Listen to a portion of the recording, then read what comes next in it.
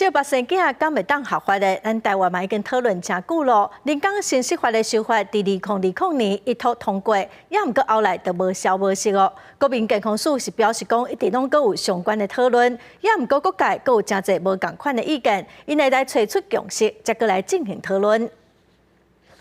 人工生殖法修法第2020年一度通过了后，迟迟无政治制度，尤其是代理孕母合法，伫台湾讨论真久。这个推动代理孕母合法的药师陈昭祖感叹，倡议17年，说伫性平会反对之下，互代理孕母法案去了。尤其少子化已经真做国安问题，为什么袂用生专遐袂当生？啊，毋过关系市而且有能力市的翁某相关呢？说把女人工具化，他说女人最大的束缚就是有个子宫，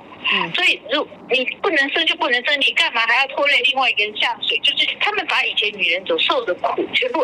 放在那个子宫里面的。陈昭祖表示，台湾早伫1996年草拟人工生殖法的时阵，都已经有踏入代理孕母合法的声音。啊，毋过最后因为科学伦理社会道德层面的争议伤过大，伫2003年完成立法的人工生殖法，依然无将其纳入规范。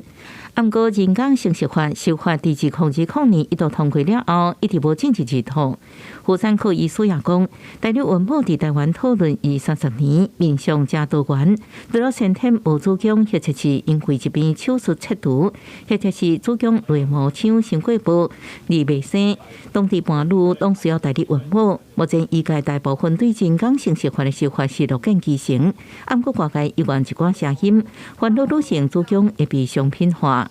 应该在合理范围下，应该给这个人一些补偿，这是一定要有一个难避免的，